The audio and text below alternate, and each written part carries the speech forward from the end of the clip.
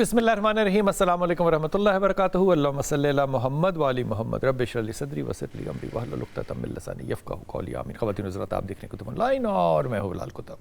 और आज का दिन जो होता है वो कोई ना कोई ऐसी गुफ्तगू का होता है जिसमें कि मज़हब को हम मज़हब की नज़र से, मज़हब की ऐनक से सोशल जो एक्टिविटीज़ हो रही होती है उस हफ़्ते की, उसको ज़रूर देखते हैं। आजकल आग लगी हुई है, आपको पता है, सोशल मीडिया के ऊपर इछरे वाली उस एक्ट पे जिस जो कि सुनियारों के साथ हुआ कि वो जो सोना था वो एक शख्स जो है वो लेकर चला गया। उसकी तफसील जी जो है वो बात जो है वो हमारे रिपोर्टर इंशाल्लाह ताला करेंगे। लेकिन मैं अजीब इस कश्मकश में पड़ा हुआ हूँ कि एक ज़माना ऐसा भी तो दुनिया ने देखा होगा ना, जिस ज़माने में ताले ईजाद नहीं हुए होंगे। तो उस ज़माने में मिसाल के तौर पे ग्रीस का ज़माना लें, रोमन्स का ज़माना लें, दौर जahलियत का ज़माना लें, बहुत देर के बाद ताले ईजाद हुए हैं ना, तो ये लोग अमानतें कहाँ रखते होंगे?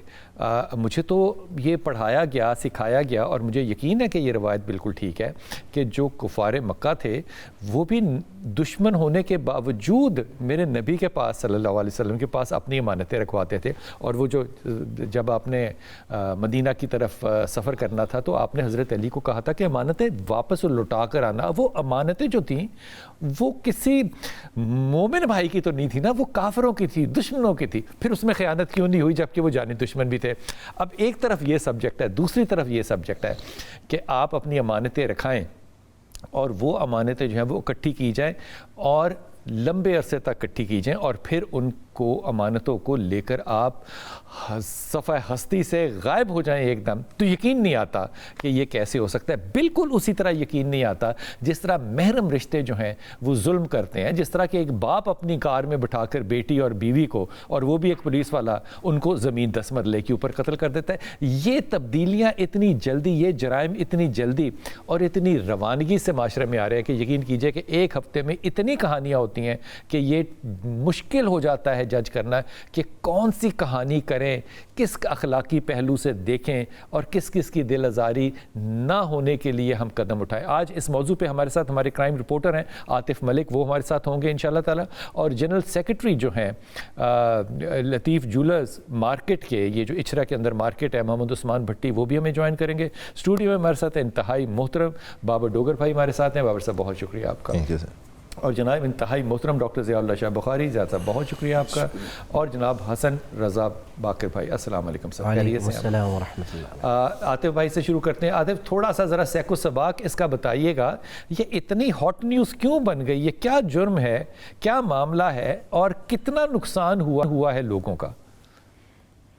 बिलाल साहब, ये मामला एक इंतहाई अजीब नौयत का है कि जहाँ पर आपने अभी जिक्र किया अमानत में खयानत के हवाले से, कि जो गैर मजहब लोग थे वो इस चीज का बड़ा ख्याल करते थे।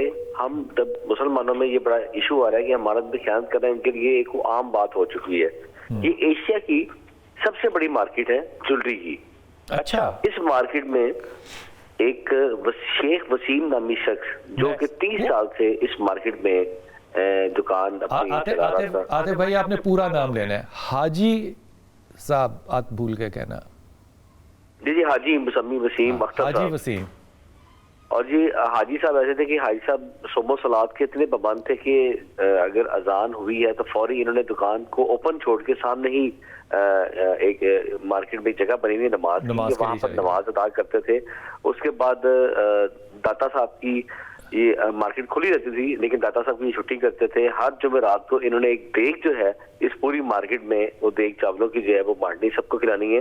यानी कि इन्होंने अपना ऐसा एतबार उन पे कायम किया था कि कोई शख्स ये सोच नहीं सकता था कि हाजी वसीम अख्तर साहब कि ऐसी हरकत कर सकते हैं या ऐसे। दो और बातें आतिफ इसमें आपने शामिल करनी है। इनकी नमाज हमेशा अव्वल जमात वक्त में और अव्वल सफ में होती थी और 2 दफा साल में उम्रे के लिए भी जाते थे। जी बिल्कुल, अक्सर औकात ये जमात भी करवाया करते थे।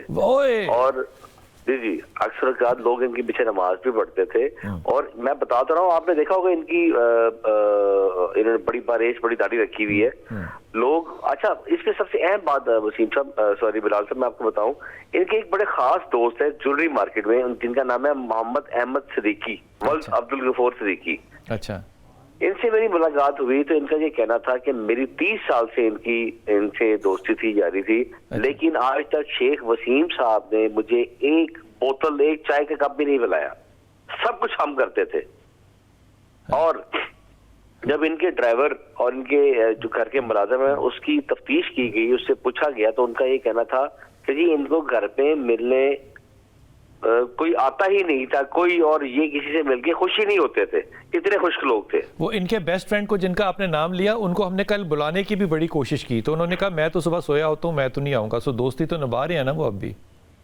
दोस्ती निभा रहे हैं, बिल्कुल ठीक है, लेकिन सबसे पहले उनको चुना भी उन्हीं को लगा है। ये यानी कि 4 दिसंबर की शाम को 7 बजे उनकी दुकान से 55 तोले के जो कड़े हैं वो शेख वसीम साहब ने मंगवाए हैं और कहा कि मैं भी वापस कर देता हूँ।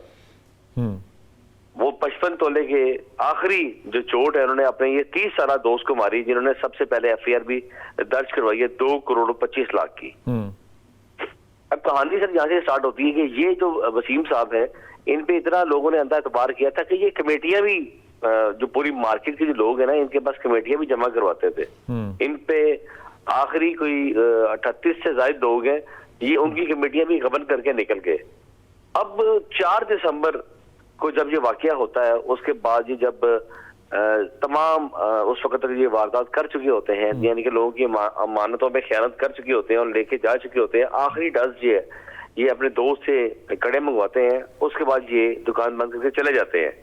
फिर अगले दिन इनकी दुकान के बाद एक स्लिप आवेजा होती है कि मेरी भाभी फौत हो गई है, मैं 9 दिसंबर को वापस आऊंगा। अब मार्केट वाले जो है वो इनकी बड़ी इज्जत करते थे, क्योंकि मार्केट वालों ने इनके पास अपनी चीजें रखवाई हुई थी और वो इसको यूटिलाइज करते थे, और अंधा एतबार था। अब जब आते भाई मेरे साथ रहिएगा, मैं मोहम्मद उस्मान भट्टी साहब ने हमें ज्वाइन किया, मैं इनसे भी बात कर लूं। भट्टी साहब अस्सलाम वालेकुम, आवाज आ रही है आपको? जी वालेकुम अस्सलाम जी, आवाज आ रही है आप बिलाल भाई? बहुत शुक्रिया आपने हमें ज्वाइन किया। उस्मान भट्टी साहब ये बताइए कि लोग हाजी साहब के पास सामान क्यों रखवाते थे? इसकी क्या वजह थी? ये कोई कारोबारी बात थी या वो अमानतन कोई बैतुल माल था या क्या था?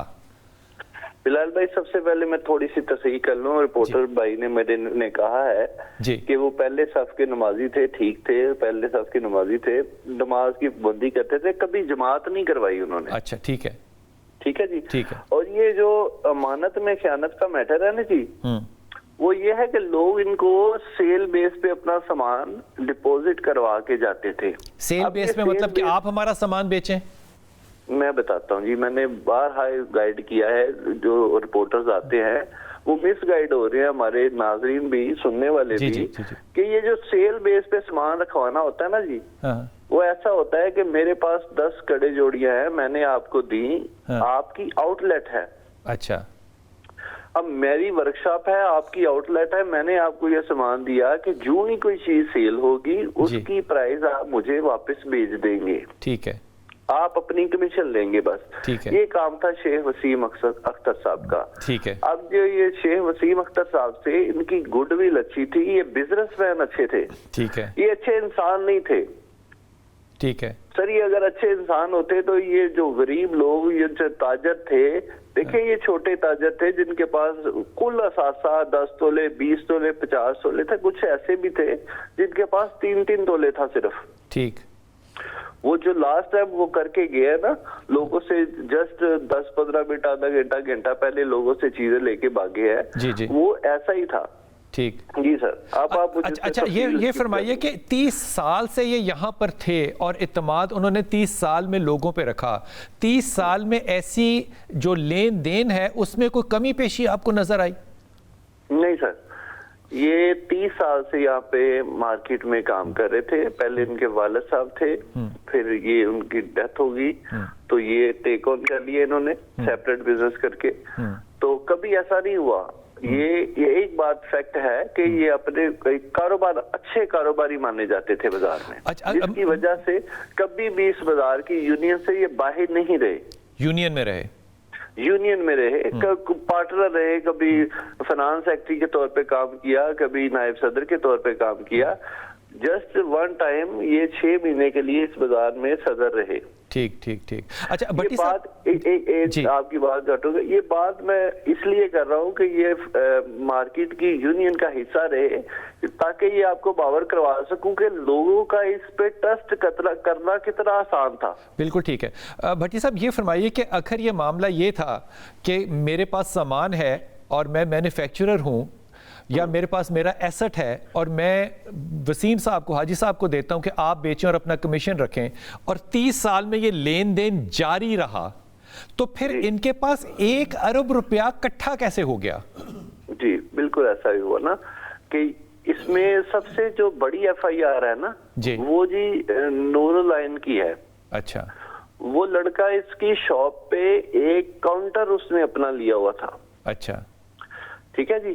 ایک ڈسپلے شاپ پہ، اس کی شاپ پہ ایک کاؤنٹر اس کا تھا جس میں اس کا سامان، صرف اس کا سامان پڑا ہوتا تھا، اس کا وسیم اختر سے کوئی تعلق نہیں تھا. ٹھیک. وہ جسٹ جو سیل ہوتی تھی وہ خود کھڑا ہو کے سیل کرتا تھا اس کو. ٹھیک ٹھیک. یہ سامان جو سب سے بڑی واردات ہوئی ہے وہ اس کے ساتھ ہوئی ہے، وہ اس کا سامان گیا ہے. اچھا. اور دوسرا جو اس کا تھا وکٹم، وہ اس کی اسٹیپ مدر تھی جس نے اپنا زیور سیف میں رکھنے کے لیے دیا ہوا تھا. ٹھیک. یہ 2 ایف آئی آر ہوتی ہے 6 kg کی. ٹھیک. ٹھیک ہے جی. اینڈ دین اس کے بعد 1 kg 500 گرامز ایسے میٹر آتے ہیں. اس کے بعد جو میٹر آتے ہیں وہ ہے جنہوں نے اپنا زیور بنا کے دیا ہوا تھا. ٹھیک ہے. اچھا بھٹی صاحب، یہ جب 1 kg 2 kg یا 1 kg ہم جب بات کر رہے ہیں تو کلو گرام سونے کی بات کر رہے ہیں نا ہم؟ جی 1 kg گولڈ کی بات کر رہے ہیں. تو بھٹی صاحب ان کی کوئی ڈاکیومنٹیشن ہوتی تھی کہ میرا سونا آپ کے پاس پڑا ہوا ہے؟ جی بالکل ڈاکومنٹیشن ہے. یہ الحمدللہ سے ہم نے جو ایس پی صاحبہ ہمارے پاس آئی تھی، ڈی آئی جی فیصل کامران صاحب آئے تھے، ہم نے یہ کہا تھا کہ جو بھی ڈاکومنٹس ہم یونین کی طرف سے پریزنٹ کریں گے پولیس اسٹیشن میں وہ ویریفائڈ ہوں گے. اس میں ایسا نارملی ایسا ہوتا ہے کہ جب کوئی ایسا فراڈ ہوتا ہے تو اس میں سپوز 1 کروڑ کی واردات ہے تو 10 کروڑ کی کہا جاتا ہے. لیکن اس واردات میں ٹرانسپیرنسی فرسٹ پریورٹی ہے. ہماری یونین کی طرف سے کوئی بھی ایسا فیک ڈاکومنٹ سبمٹ نہیں کیا جائے گا تھانے میں. ٹھیک ہوگی بات. اچھا حاجی صاحب جو ہیں یہ واقعی حاجی صاحب تھے یا تنزن کہہ رہے ہیں حاجی صاحب؟ سر حاجی کا مجھے نہیں، عمرہ یہ کرتا تھا، ابھی اسے حج کیا یا نہیں کیا یہ مجھے نہیں پتا. اچھا عمرے 1 سال میں 1-2 دفعہ چلے جاتے تھے کرنے کے لیے؟ جی 1-2 مرتبہ. یہ تھائی لینڈ بھی جاتے تھے بھائی، یہ نہیں باور کروا رہے. تھائی لینڈ بھی جاتے تھے؟ ہاں جی. یہ کاروبار بھی چلے جاتے تھے، تھائی لینڈ بھی چلے جاتے تھے.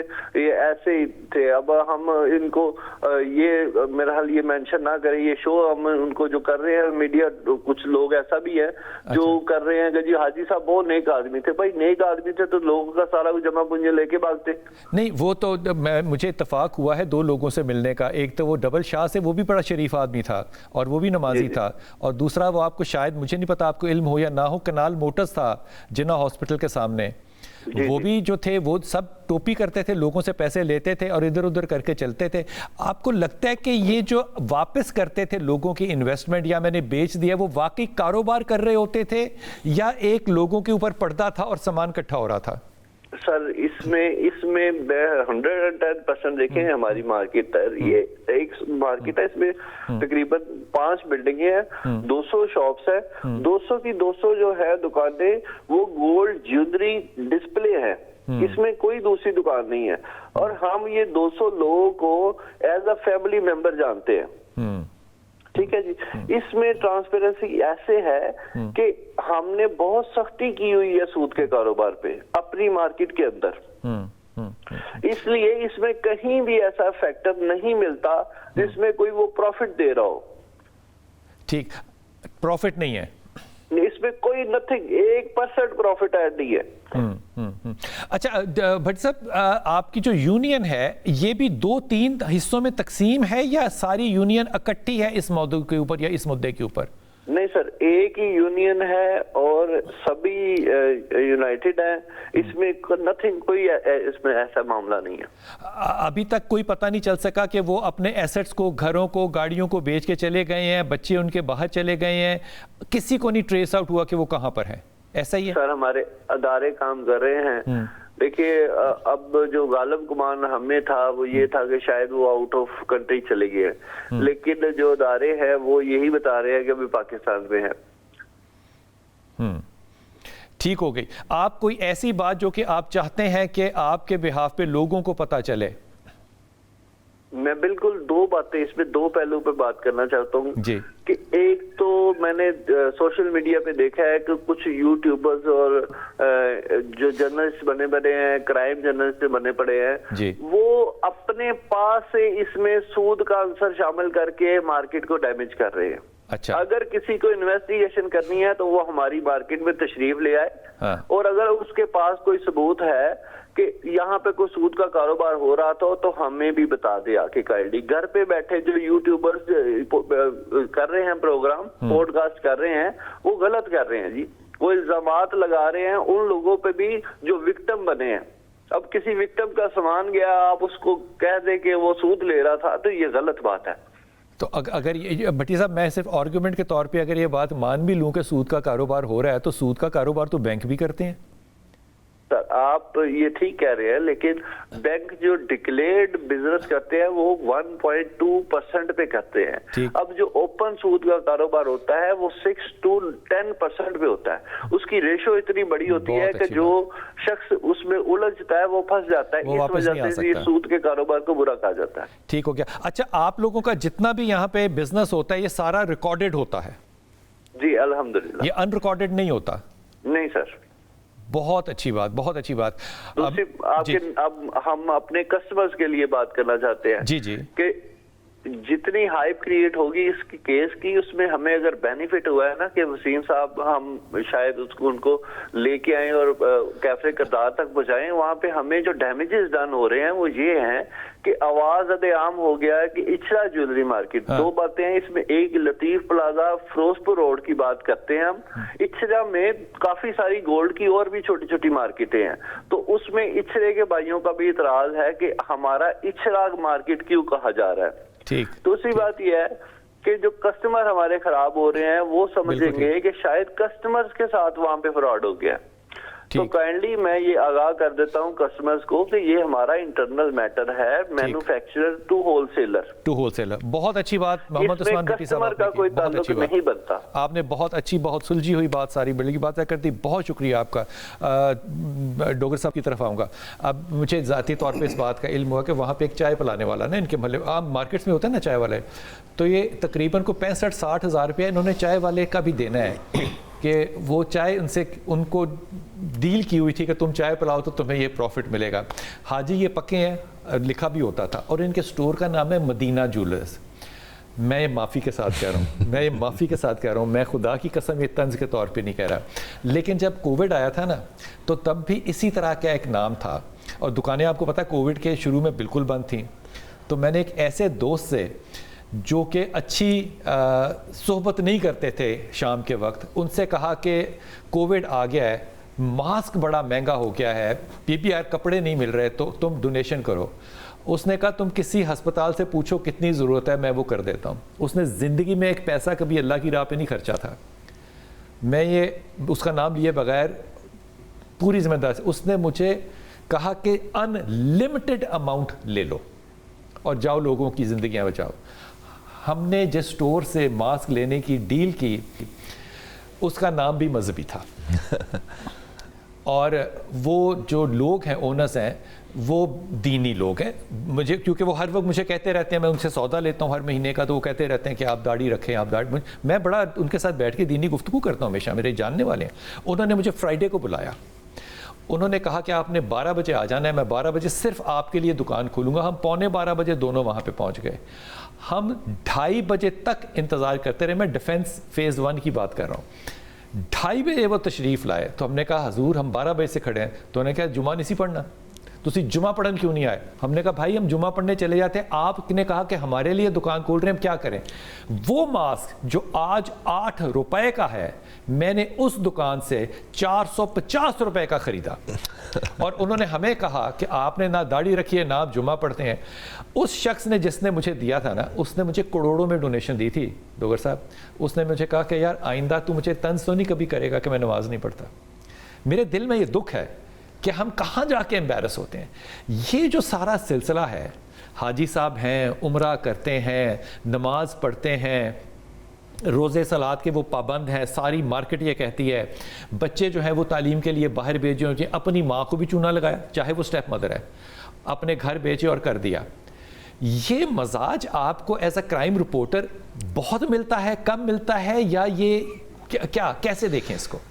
بلال صاحب یہ کیس واحد کیس نہیں ہے, یہاں روزانہ کی بنیاد پہ اس طرح کے انسیڈنٹس ہوتے رہتے ہیں, واقعات ہوتے رہتے ہیں کہ مختلف لاہور کی مارکیٹیں ہیں, وہاں پر دکاندار ہیں جنہوں نے 20-25 سال سے اپنی کریڈیبلٹی بناتے ہیں. بظاہراً 25 سال جی بظاہراً یہ لگ رہا ہوتا ہے کہ بڑا زبردست بزنس ہے, درمیان اندر سے پتہ چلتا ہے کہ لوگوں کے بہت سارے پیسے دینے ہیں, قرضے دینے ہیں, پیمنٹس دینی ہے, کاروبار بیٹھ چکا ہوا ہے, پلے کچھ ہے نہیں ہے. وہ پھر پلاننگ کرتے ہیں. کچھ لوگ ایسے ہیں جو بڑی کمیٹی مارکیٹوں میں بڑی کمیٹیاں پڑتی ہیں, وہ کمیٹیاں ڈال کے وہ جب سب کی کمیٹیاں اکٹھی کر کے وہ نکل گیا, یہ بڑے واقعات رپورٹ ہوتے ہیں. اس کے بعد دوسرا جو انسیڈنٹ ہے وہ لوگوں کی انویسٹمنٹس. بلال صاحب میں نے کہا جی آپ ایسے کریں, آپ مجھے ₹1,00,000 دیں تو اس میں آپ کو ₹15,000 پروفٹ دوں گا, جو کہ ناممکن ہے. اب وہاں پہ میں نے لوگوں کا کروڑوں روپیہ اکٹھا کر لیا, اس میں سے 5, 6, 10 مہینے, سال, 2 سال اسی میں سے ان کو 15,000 دیا. اور وہ جب ایک کریڈیبلٹی بیٹھ گئی, یا بڑا نیک آدمی ہے, بڑا پروفٹ دے رہا ہے. ہم بیسیکلی لالچی لوگ ہیں, اور وہ دیکھنے میں بھی مذہبی لگ رہا ہوتا ہے, شریف لگ رہا ہوتا ہے, کریڈیبلٹی کیسے ہوتا ہے, داڑھی والا لگ رہا ہوتا ہے, نمازی ہوتا ہے, پرہیزگار ہوتا ہے. بلال صاحب کیسے کریڈیبلٹی؟ اب مجھے ایک بات بتاؤں, مجھے بہت سارے لوگ کہتے ہیں کہ یار آپ اگر وہاں پہ انویسٹمنٹ کر دیں, وہ 5 وقت کا نمازی ہے بھائی, وہ تو تہجد بھی نماز پڑھتا ہے, وہ تو بڑا دیندار آدمی ہے, اس کے پاس انویسٹمنٹ کریں اور وہ پروفٹ دیتا ہے. اور وہ الٹیمیٹلی یہاں پہ آئے دن یہ کمپلینٹس آئی ہوتی ہیں کہ جناب کہ کوئی 50 کروڑ روپیہ لے کے بھاگ گیا, کوئی 30 کروڑ لے کے بھاگ گیا, لوگوں کے پیسے, کوئی کراچی دوڑ گیا, کوئی باہر دوڑ گیا. یہ جو حاجی صاحب ہے یہ بھی پچھلے 4-5 سال سے یہ پلاننگ انہوں نے شروع کر دی ہوئی تھی, اور پلاننگ کے تحت انہوں نے آپ دیکھیں نا دونوں گھر بیچ دیے, گاڑیاں بیچ دیں, گھر کا سامان بیچ دیا, بیوی ادھر تھی, بچے ملائیشیا بھجوا دیے. اور اس کے بعد جب انہوں نے فائنلی لاسٹ اسٹروک جو تھا, اور ان کا اپنا ذاتی کوئی اتنا خاص بزنس نہیں تھا. یہ جس طرح سے بتا رہے ہیں کہ مختلف ورکشاپس ہیں جہاں پہ سونا بنتا ہے, وہ ان کا ڈسپلے سینٹر تھا, وہ وہاں پہ رکھوا کے ان کو کمیشن دیتے تھے. اپنا ذاتی سونا کو ان کا خاص نہیں تھا, لیکن چونکہ دکان ایک اچھی جگہ پہ تھی, لوگوں کا پیسہ تھا, اور وہ سب جو ہے وہ لے کے بھاگے.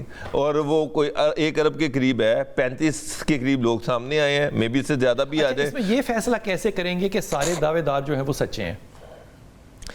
سر گرا ہوا آدمی ہے, اس میں پاؤں تو ساری رکھ دیں گے, گر گیا نا. بالکل صحیح بات ہے, بالکل صحیح, ساری پاؤں رکھیں گے, سارے پاؤں رکھیں گے. کیسے فیصلہ ہوگا؟ یہ بڑا مشکل ہوگا کام. بالکل صحیح بات. ہر کوئی کہے گا کہ جی میں نے دیا تھا لیکن میری رسید نہیں لی, ہمارا اعتماد تھا 30 سال. میں یہی کہنے لگا تھا کہ اس میں بہت سارے ایسے لوگ ہیں جو سامنے بھی نہیں آنا چاہ رہے. بہت سارے ایسے لوگ بھی ہیں کہ جی ہم نے ان کے پاس سامان رکھوایا ہوا تھا, ہم نے یہاں پہ اپنا جگہ رکھی ہوئی تھی, لیکن وہ سامنے نہیں آنا چاہ رہے. کوئی سرکاری آفیسرز ہیں, کوئی ایسے لوگ ہیں کہ ان پہ کل سوال ہوگا بھی تیرے پاس اتنا پیسہ کہاں سے آ گیا.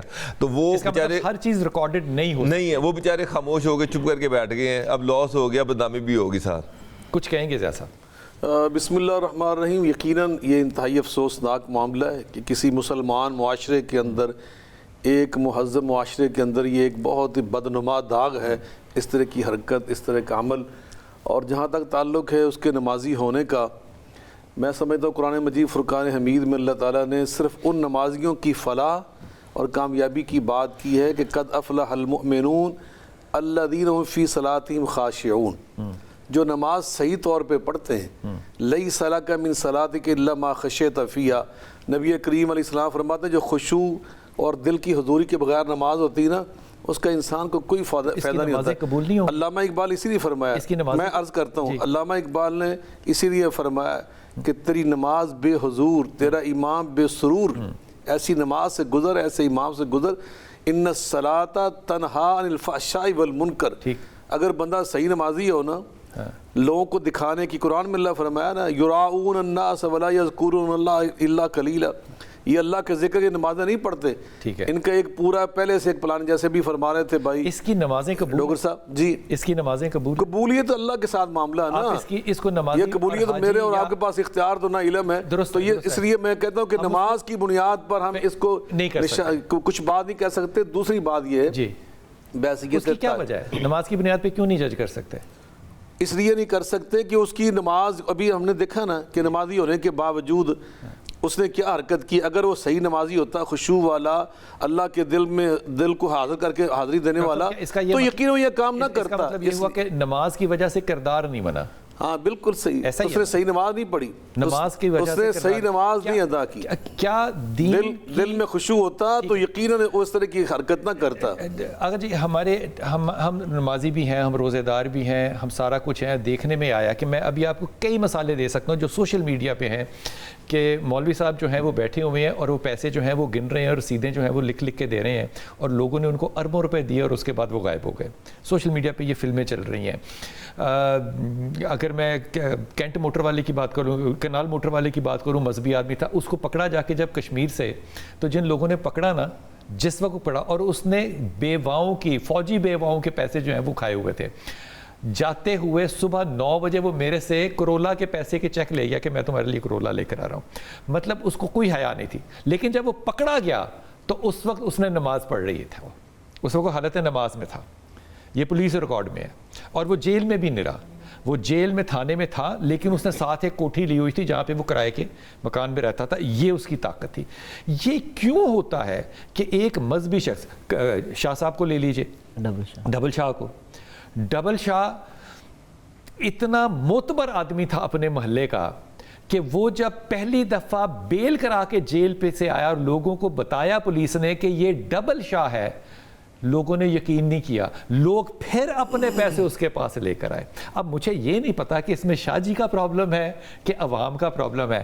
میرا مدعا یہ ہے کہ اگر تو ہم کہتے ہیں کہ یہ مذہبی معاشرہ ہے اور مذہبی معاشرہ کردار پیدا کرنے میں ناکام رہا ہے, تو پھر آپ کے پاس 2 رائے ہیں. یا تو ناکامی مانیں گے شاہ آگا جی آپ, یا آپ یہ کہیں کہ نماز روزے کو الگ رکھیں, عقائد کو الگ رکھیں, کردار کو الگ رکھیں. ان دونوں کو گچمچ کریں گے نا تو پھر فیلئر نظر آئے گا. کیونکہ میں تو آپ کی ظاہری حالت پہ آپ کی عزت کروں گا, مجھے آپ کی دل کی نیت کا نہیں پتا.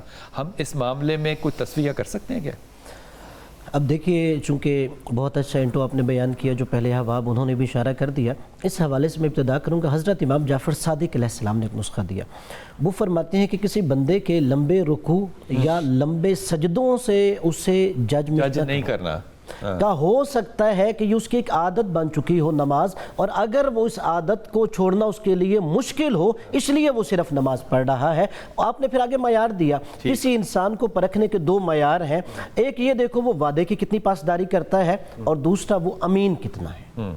لہذا ہمیں اس چیز پہ رہنا چاہیے. اور یہ بھی ممکن ہے کہ وہ لوگوں کی نظر میں خود کو معزز بنانے کے لیے دین کا سہارا لے رہا ہو. یعنی ہم یہ کہیں کہ ایک خائن شخص جو ہے وہ نماز کا لبادہ اس لیے اوڑھ رہا تاکہ لوگ اس پر اعتماد کر لیں. ایسا نہیں ہے کہ نماز اس کو اس چیز کی طرف دھکیل رہی ہے. جیسے بہت خوبصورت بخاری صاحب نے آیات و روایات کے ذریعے اشارہ فرمایا کہ ان الصلاۃ تنہی عن الفحشاء والمنکر, نماز تو بے حیائی بری باتوں سے روکتی ہے, نماز اس چیز کی طرف اسے نہیں دھکیلتی. میں ایک ایگزامپل دیتا ہوں آپ کو, اس میں مجھے آپ نے صحیح کرنا ہے کہ میں جو ہے وہ ٹھیک راستے پہ سوچ رہا ہوں کہ نہیں سوچ رہا. ایک بینک ہے, اس بینک کے جو بورڈ کا جو پریزیڈنٹ ہے میں اس کو جانتا ہوں. بینک جو ہے وہ اسلامی تھا, میں 10-15 سال پہلے کی بات کر رہا ہوں. اسلامی بینک تھا. 2 بینک آپس میں مرج ہوئے, تو جس بینک نے دوسرے بینک کو بائی آؤٹ کیا انہوں نے اپنا پریزیڈنٹ بھیجا, اور وہ پریزیڈنٹ ایک ہندو تھا.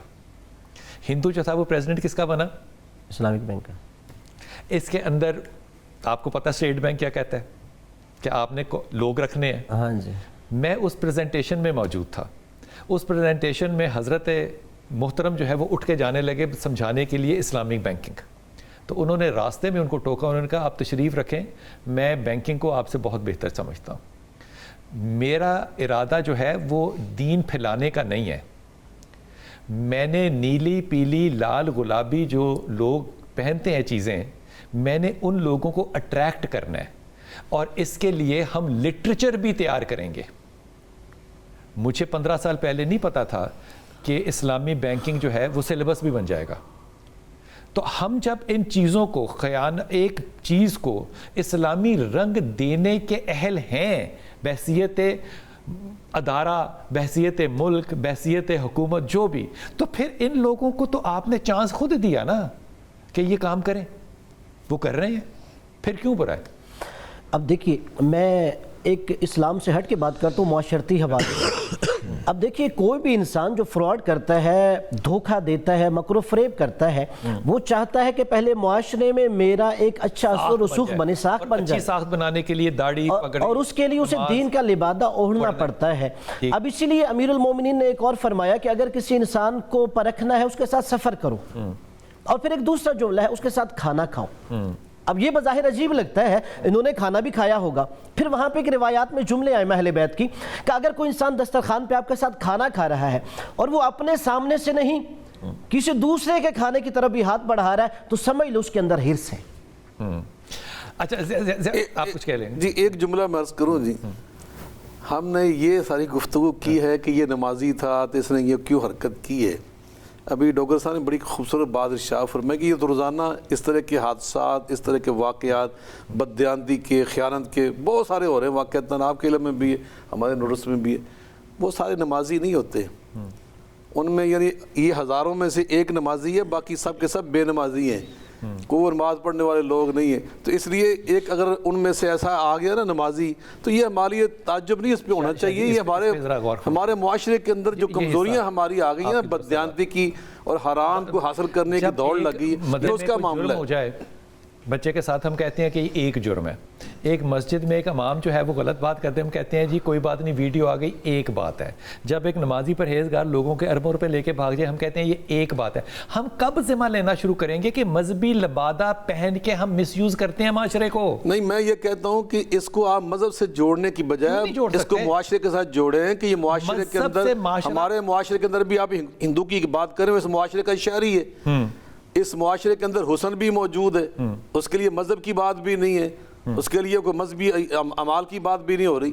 تو یہ اس معاشرے کے اندر الحمدللہ خیر بھی موجود ہے. اس کے اندر بحثیت ایک انسانی معاشرہ کمزوریاں بھی موجود ہیں. داڑھی رکھ کے نمازی بن کے مدینہ سٹور رکھ کے ہم فراڈ لگائیں تو یہ کمپیر کیا جائے گا ایسے سٹور سے جس کا نام سیکولر ہے. یہ ایک معاشرتی چیزیں ہیں. اس معاشرے کی جو کمزوریاں ہیں ہم نے ان کو اس انداز سے درست کرنا ہے. اس کو معاشرے کے طور پر دیکھیں، نہیں، یہ مسلمانوں کا معاشرہ ہے. اس مسلمانوں کے معاشرے کے اندر نماز ہر مسلمان کو پڑھنی چاہیے، اور ہر مسلمان جو نمازی ہوتا ہے وہ تجارت میں امین بھی ہو سکتا ہے اور وہ بددیانت بھی ہو سکتا ہے. یہ انسانوں کا معاشرہ ہے نا.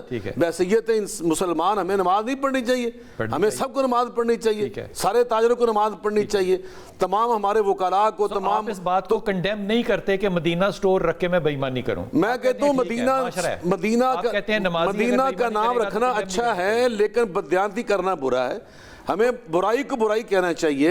جو ایک اچھا کام ہے اس کو ہم برا کیوں کہتے ہیں؟ اگر ایک آدمی نماز پڑھ رہا ہے، اس کی نماز کو ایک الگ رہنے دیں. جی بالکل ٹھیک بات ہے آپ کی. اگر ایک آدمی جو ہے وہ بینکنگ نظام کو استعمال کرتا ہے تو وہ چیٹ کرتا ہے بینکنگ نظام کو، تو ہم اس کو کہیں گے کہ اس نظام کو اس آدمی نے چیٹ کیا ہے. ایک آدمی مذہبی نظام کو چیٹ کر رہا ہے تو وہ مذہبی نظام کو آپ نہیں، مذہبی نظام کو چیٹ کرنے والی بات نہیں ہے. وہ ایک مسلمان جب کلمہ پڑھتا لا الہ محمد رسول اللہ، اس کو نماز پڑھنی چاہیے، اس کو روزے رکھنے چاہیے، اسے کاروبار بھی کرنا چاہیے، لیکن کاروبار اسے بحیثیت مسلمان دیانتداری سے کرنا چاہیے. لیکن ہر مسلمان تاجر کیا پوری تاریخ اسلام کے اندر سب تاجر صادق و امین تھے؟ نہیں. یہ وہاں غلطیاں بھی لوگوں سے ہوتی ہیں ایک انسانی معاشروں کے اندر. تو اس لیے ہمیں ان کی نمازوں کو ہدف نہیں بنانا چاہیے، ہمیں ان کی اس بددیانتی پہ بات کرنی چاہیے کہ انہوں نے اس مسلمان کو بحیثیت تاجر اچھا اپنا کردار پیش کرنا چاہیے. نماز پڑھنے سے کردار اچھا ہوتا ہے یا نہیں ہوتا، زکوٰۃ دینے سے اچھا ہوتا ہے کردار کہ نہیں ہوتا، کردار کو جج کرنے کا ایک اسلامی معاشرے میں کیا معیار ہونا چاہیے. بسم اللہ الرحمن الرحیم. ڈاکٹر صاحب آپ سے بڑے ہی ادب اور محبت کے ساتھ، اور اس کو آپ نے بالکل بھی طنز سمجھنا ہے. پیسہ آپ کے پاس کوئی نہیں ہے، یہ مجھے پتہ ہے. میں آپ سے اگر فرض کرو یہ کہوں کہ 1 کروڑ روپے آپ دیں اور میں آپ کو 1 کروڑ روپے کے اوپر 15 لاکھ روپے مہینہ جو ہے وہ پیسے دیتا ہوں. 2 آپشنز ہیں میرے پاس. ایک آپشن ہے ایک آدمی جو کہ پارٹی کرتا ہے، جو کہ شام اچھی نہیں گزارتا, جو کہ صبح 12 بجے اٹھتا ہے اور یہ آپ کو پیسے دے گا. اور دوسری طرف میں آپ کو لے کر جاؤں اپنے محلے کی ایک ایسے مدرسے میں یا مسجد میں جہاں پہ ایک امامے کے ساتھ, داڑھی کے ساتھ, اینک کے ساتھ اور ہر طرح کی اس فیسیلیٹیشن کے ساتھ جو مذہبی رنگ دیتی ہے بیٹھے ہوئے ہیں. میں آپ کو کہوں کہ آپ نے بغیر رسید کے پیسے دینے ہیں, رسید کوئی نہیں ہے, آپ کس کو ٹرسٹ کریں گے؟ سر مسجد والے کو. اب اس میں میرا کیا قصور ہے؟ سر ادھر تو یہ ایک عام جنرل امپریشن ہے کہ یہ بندے نے ڈوب جانا ہے اور تیرا پیسہ بھی ڈوب جائے گا. وہ دیکھ نمازی آدمی ہے, پرہیزگار آدمی ہے, اور وہ تیرا جو ہے پروفٹ تجھے دے گا. اس بندے کو اس بندے سے کیسے ملا سکتے ہیں؟ اب سر یہ جو انسیڈنٹ ہے, اب وہ 35 سال سے ہے, وہ یونین کا حصہ بھی رہا. ابھی یہ صاحب کہہ رہے تھے کہ نہ وہ تھائی لینڈ بھی جاتا تھا, اس نے کبھی امامت نہیں کروائی. اب یونین, یہ بھی جنرل سیکریٹری ہیں وہاں پہ, انہوں نے کوئی اپنا رول پلے کیا, یہ پروفٹ زیادہ دے رہا ہے, یہ سب کو پیسے زیادہ دے رہا ہے, یہ تھائی لینڈ بھی جا رہا ہے, بچے یہ شفٹ کر رہا ہے. وہاں پہ باقی لوگوں کا بھی تو رول آتا ہے, باقی یونین کا بھی تو رول آتا تھا کہ یہ ہماری دکان کا مارکیٹ کا حصہ ہے, کل اگر یہ دوڑ گیا تو پھر کیا بنے گا؟ ایک بات کہوں, آپ نے مجھے ہاں یا نا میں جواب دیتے نا. اگر مجھے پتا ہو کہ حاجی صاحب جو ہیں وہ تھائی لینڈ ریگولرلی جاتے ہیں, تو اس کا مطلب کاروبار ہے یا بدماشی ہے؟ سر بدماشی ہے. بدماشی ہے نا؟ بدماشی ہے. تو اس کا مطلب ساری مارکیٹ کو پتا تھا کہ مدینہ جولرز والے حاجی صاحب جو ہیں وہ حاجی ضرور ہیں لیکن وہ بدماش آدمی ہے. اب وہ کہہ رہے ہیں چائے والا کتنا کیا غریب آدمی بیچارہ, 65 سے 1000 روپیہ. سر وہ ایک مہینے میں تو نہیں ہو گیا ہوگا, آخر وہ بھی تو مانیٹر کر رہے والے کو وہ چائے والا چائے پلاتا تھا. تو سر یہ معاشرتی ذمہ داریاں بھی ہیں. یہ جو حاجی صاحب نے نمازیں پڑھائیں, یہ کیا وہ کیا, وہ پیسے لے کے چلے گئے, تو جو باقی ساتھ قریبی لوگ جو سرکل تھے جو سارا کچھ دیکھ رہے تھے, ان کی بھی کوئی ذمہ داری بنتی ہے. ڈاکٹر صاحب آپ کو نہیں لگتا یہ شاہجہاں کہ ایک آدمی جس کا کہ سب کو پتا ہے کہ وہ 2 نمبری کرتا ہے, آپ کو کہے بینکاک میں میری دکان ہے, میں وہاں پہ جا رہا ہوں, تو چلو میں مان لوں گا, میرا وہاں پہ گھر ہے میں مان لوں گا. تھائی لینڈ میں لوگ جاتے کس لیے ہیں؟ پہلی بات تو یہ ہو سکتا ہے ٹورزم بھی جاتے ہوں, لیکن ایک آدمی ریگولرلی جاتا ہے جس کا کوئی وہاں پہ کام ہی نہیں ہے, تو ظاہر ہے آپ کے دل میں بھی شک آئے گا نا. یہ ساری مارکیٹ کو پتہ ہے کہ نمازی پرہیزگار ہے لیکن تھائی لینڈ کا ریگولر وزٹر بھی ہے, پھر بھی ہم اعتماد کر رہے ہیں اس کے اوپر, پھر بھی ہم یہ سمجھتے ہیں کہ یہ امانت دار ہے. دیکھیں یہ جو اللہ کے ساتھ امانت دار نہیں ہے وہ میرے ساتھ امانت دار ہے. تو یہ ہماری بصیرت اور فراست کے امتحان بھی ہے, اور خود ہمیں جد و جہد کرنے کا سبق بھی ہے, آئندہ کے لیے ایک ہمیں بہت بڑی نصیحت بھی ہے. اور چوتھی بات یہ ہے کہ جب ہمیں یہ اندازہ ہو گیا, جیسے بھی آپ نے ارشاد فرمایا کہ وہ انسان کردار کا اچھا نہیں ہے اور بار بار ایک ایسی جگہ پہ جا رہا ہے کہ جو برائی کا اڈا ہے, تو ہمیں اب اس کے ساتھ ساتھ یہ بھی بات کرنی چاہیے نا کہ جو بدکار لوگ ہوتے ہیں, نمازی کی بات چھوڑ دیں آپ, اس کی بدکاری کی بات کریں کہ وہ بندہ کرپٹ تھا, بد اخلاق تھا, بد کردار تھا. کسی شخص نے یہ ایسے بدکاروں پر تھائی لینڈ کا ریگولر وزٹر نمازی بھی ہے, ایسے بدکاروں پر اعتماد نہیں کرتے. کیوں نہیں کیا کہ یہ حاجی کیوں ہے؟ حاجی صاحب ہیں تو یہ تھائی لینڈی کیوں نہیں ہے؟ ہمیں یہ بات کرنی نارمل سمجھ رہے ہیں اس کی یہ اس کی نماز کو ہم بیان کر رہے ہیں کہ وہ نماز پڑھ کے, تو یہ اس کی بدکار ہونے پہ بات ہی نہیں ہم کر رہے کہ وہ بدکار تھا. اور دوسری بات ابھی انہوں نے بتایا کہ وہ جو لوگ اس کے گھر جاتے تھے وہ چائے نہیں پلاتا تھا, اس کی بد اخلاقی یا خشکی وہ بھی سامنے آ رہی. اور تیسری بات, جیسے ابھی بہت خوبصورت بات کی ڈوگر صاحب نے, مارکیٹ والے جو وہاں سے چائے پیتے رہے اس کی دکان پہ آ کے 65,000 روپے وہ چائے والے غریب انسان کا, تو کسی کو پتہ نہیں چلا, اس نے کبھی وہ ویلا نہیں کیا کہ میرے 65,000 روپے اس کے یقیناً سب کے علم میں آ چکا. آخری بات میں یہ کہنا چاہتا ہوں, میں اپنے تمام بٹی صاحب بڑی اچھی باتیں کر رہے تھے, میں تمام تاجروں سے عرض کرنا چاہتا ہوں, نبی پاک صلی اللہ علیہ وسلم نے فرمایا التاجر الصدوق الامین مع النبیین والصدیقین والشہداء. یہ جامع ترمذی حدیث مروی ہے کہ جو سچائی کے ساتھ تجارت کرتے ہیں نا اور امانت داری کا مظاہرہ کرتے ہیں, اللہ قیامت کے دن, دنیا میں تو بہت برکت ملے گی, قیامت کے دن وہ نبیوں اور صدیقوں اور شہیدوں کے ساتھ کھڑے کیے جائیں گے. اتنا بڑا یہ رتبہ, اتنا بڑا منصب ایک تاجر ہونا, رول دیا نا. لیکن اس آئندہ تاجروں کو چاہیے سبق سیکھیں, سچائی کو اپنا لازم پکڑیں. یہ والی بات آخری ہم نے آپ کی نہیں ماننی جی, کہ ہم سبق سیکھیں, یہ نہیں سیکھنا. حضور اقدس معاملہ یہ ہے, یہ میں بڑی دل سے دکھی دل سے کہہ رہا ہوں کہ ایک آدمی اگر نمازی ہے نا, پرہیزگار ہے, داڑھی رکھی ہوئی ہے اور بھاگا چلا جاتا ہے اول وقت میں نماز کے لیے, ہم اس کے تھائی لینڈ کو نا معاف کر دیتے ہیں. یہ ہمارے, یہ میں آپ کو سینکڑوں ایگزامپلز دے سکتا ہوں, ہم اس کے تھائی لینڈ کو ایگزامپل نہیں بناتے. ڈاکٹر صاحب ایک دن ہلکی حرکت کر دیں گے نا تو میں ساری نیکیاں ان کی ساری زندگی کی جو ہے نا ان کے اوپر یوں کانٹا لگاؤں گا. یہ کون سی بات ہے کہ ایک ریگولر تھائی لینڈی ہے اور اس کو میں کہہ رہا ہوں وہ حاجی صاحب ہیں.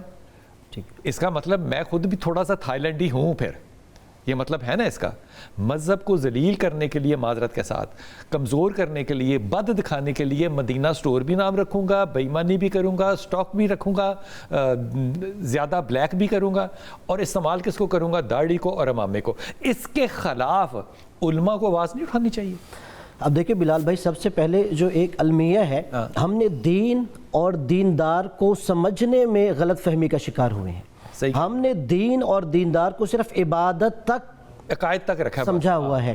یعنی جو انسان صرف عبادات کا پابند ہے وہ دیندار ہے. نہیں, اسلام صرف عبادت کا نام نہیں ہے. اسلام میں ایک بہت بڑا پورشن معاملات کا ہے, اور جب ہم احادیث اور روایات دیکھتے ہیں اس میں انسان کو پرکھنے کا معیار معاملات ہے, عبادات آقا جی یہ معاملات ہم دین میں کب سکھاتے ہیں؟